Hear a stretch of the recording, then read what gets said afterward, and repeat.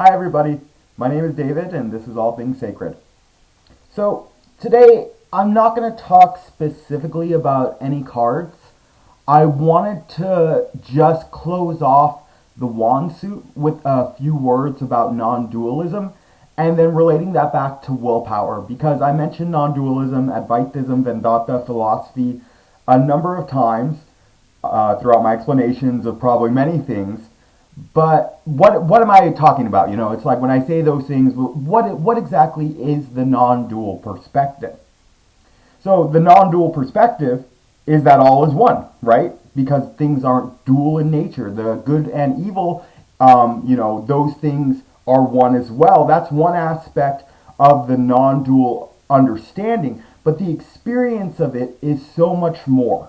And I want to try to give a glimpse at what this experience is like, because something that's experiential, I could tell you in as many words as possible what an orange tastes like, but until you actually have tried an orange, you don't know. Those words are empty. And so the non-dual experience is something that has to be experienced to be fully understood, just like anything else, even though it's vast and grand and pretty large thing to take on. One of the first things that we have to realize in this universe being a non-dual reality that appears to be dualistic is that when we understand that this universe is non-dual in nature, we have to lose ourselves in the process, so to say.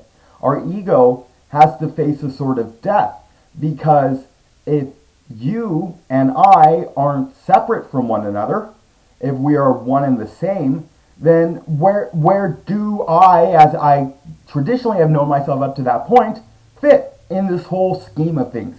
And it can be a little scary to get to this point, to get to this understanding.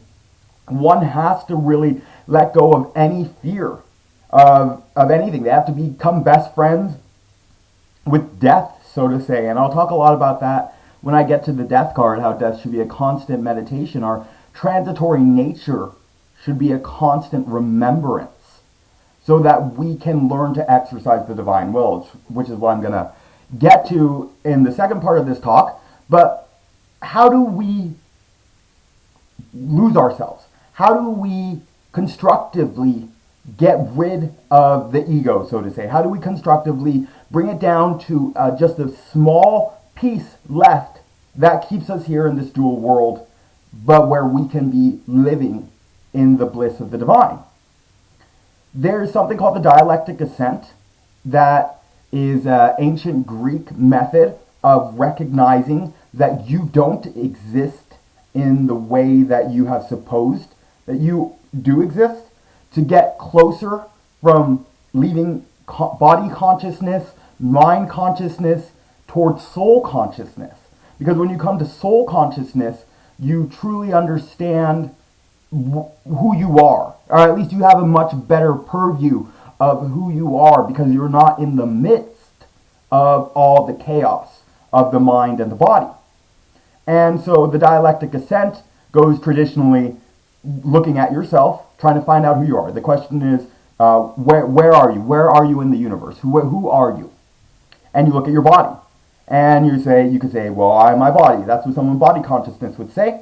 But the body is changing constantly. Our cells regenerate every 7 years, and we're a completely new being. We don't look the same from our time we're a baby to childhood, to adolescent, and age, adult, and then old age. Our body's constantly changing, day to day even, moment to moment. And so you recognize, well, you're not your body. If you're something that exists as an individual you, your body is a conglomeration of things that isn't you. So you recognize, okay, my body may be a part of me, but it's not me. Then maybe then you move to the more subtle things, maybe I'm my actions. But your actions too are constantly changing. The personality that we create through our actions, the type of show that we play, that we give in this play of life, is constantly changing. Our character is constantly changing, and so we can't be defined by our actions. These actions are motivated by more subtle, invisible aspects of ourselves, including our emotions and our thoughts. That's really where the personality sits. But just as mentioned, as the body and the types of action taken change, the motivating factors for these actions also change throughout our lives. What it is that drives us emotionally, passionately, on a lower level will change throughout our lives, and we'll struggle for one thing, but that thing will end up causing us pain and difficulty, as we learned in the cup suit. And we no longer struggle after things like that, or we don't even struggle at all. Maybe our passion, turns to despondency, to indolence.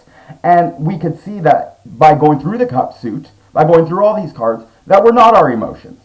That our emotions are a changeable thing as well. And to hold on to them as the core of who we are, because they feel very strong, they feel very real, but we have to step back and realize that our emotions often lie to us. And when we follow them, we lead ourselves into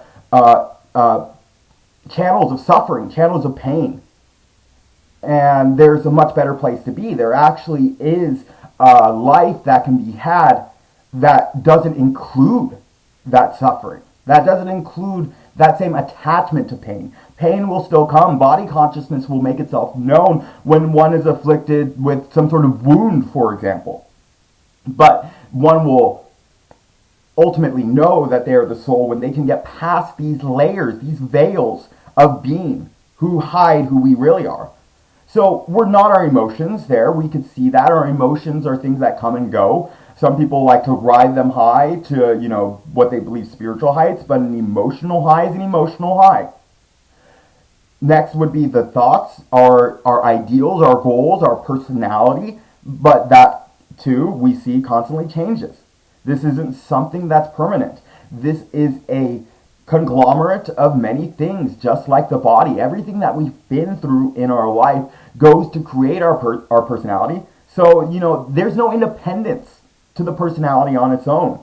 And it's, a high point for the mind to try to become a master. This is a real breaking point for the ego to realize that it's not the mind, that it's not the thought process, the words that go on in our head as we analyze things. That isn't us. That's just a tool, as I talked about in the sword suit, that we use so that we can fulfill our divine purpose, our dharma, our mission for being here, our reason for existing.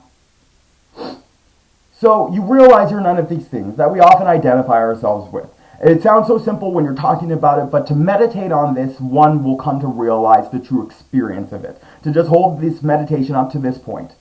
But it goes even further than that.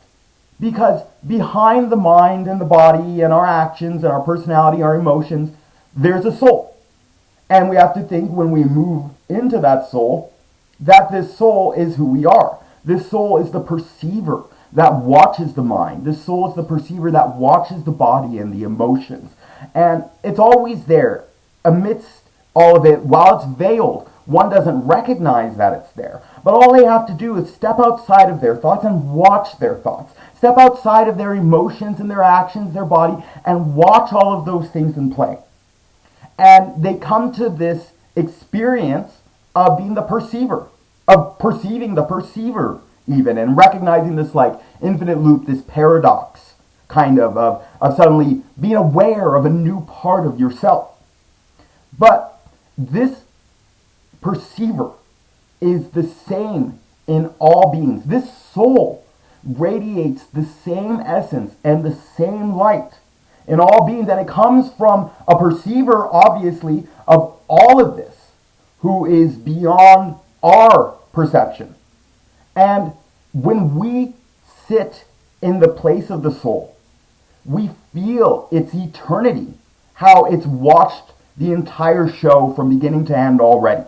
It's watching every moment. It's perceiving every piece of this cosmos because it's the invisible perceiver behind all things. And so something that is eternal, something that encompasses and sits within the entire universe, cannot just be said to be you in the traditional sense that you're used to speaking of yourself. This is the divine you that is hiding behind who you believe you are. This is the consciousness of God. But it's not you as a separate being. It's you are composed of it. You are the life of it. You are the limbs and the breath in action, in motion. But behind this constant motion of our universe, which I'll talk about in the Earth suit, behind this unending motion is a changelessness that cannot be touched, that gives birth to all of this. That is the perceiver. That is the Divine Mother through the Shakta interpretation or any aspect of God, depending on the version in which you understand your personal deity. This is where personal deities come from, because this vast consciousness is so impersonal that we lose ourselves entirely. That pure ego death happens and we could just sit there in meditation forever. But to be part of this play, we need to personalize it, because our experience of all things is normally dualistic. But it can't remain so if we want to have the full experience of our consciousness, if we want to reach those vast heights of samadhi, of seeing this truth at all times. The reason why someone would want to do this is because your life gets better. Things improve. You get happier, more peaceful. You become a refuge, a haven for others, because you're able to share with them this peace from an unending, an infinite, eternal place inside of you that you see inside of them. That's the real thing that happens when you experience this and you recognize the divine sitting in and throughout all things, and all things being imbued with this motion of consciousness. Then your life changes. Suddenly your problems disappear. You may still get sick. You may still get hurt. People will still die who you love. But you won't suffer any pain because of these things. Because you will have seen past this divine show, this divine comedy, this play, this act, this trick, this game. You will have beaten hide and seek. You know, hide and seek is the game we're all playing. We're all searching for this happiness, for this truth, for this self-realization. And it's right there all along. But until you know how to see right, you won't have any idea what it is that you're looking at.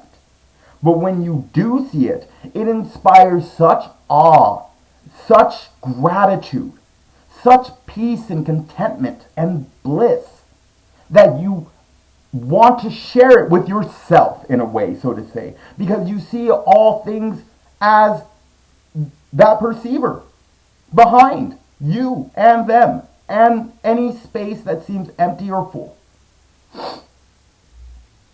And when you tap into this, your life becomes meditative. The words of St. Paul, I believe, who said you should be praying unceasingly, become realized. Meditation unceasing becomes your true life, because all you can see is the divine in every action, every move, every happening, every good, every bad. Suddenly it all has a divine meaning, a divine purpose. You start to see past these little I, me, and mine, and you realize why it is that you're here, how it is that you have been placed to aid in the Dharma, the will. I'm getting the will now. The will of the divine.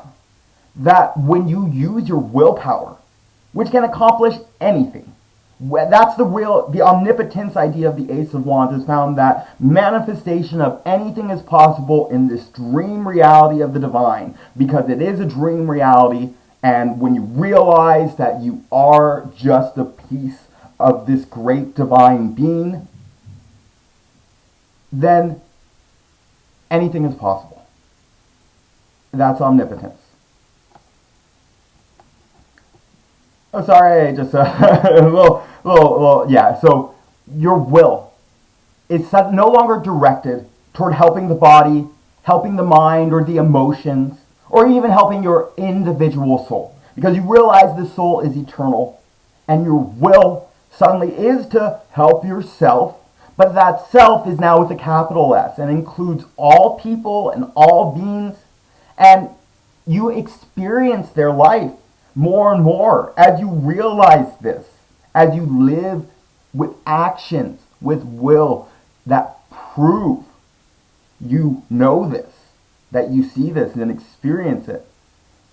Your ability to access so much more in this life becomes realized. Because when you see yourself as other people, you suddenly can experience their experience with depth of love and feeling, discernment, and compassion.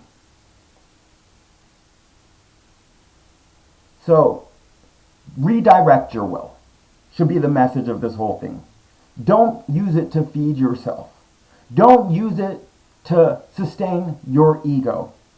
Expand your ego to the point of cosmic consciousness, where you lose yourself in the vastness of that divine perception and ego, so to say. And talking about that is a nice segue for our next video into the Earth suit. I hope this was helpful, and I want to thank you all. All right. Love you. Have a good night.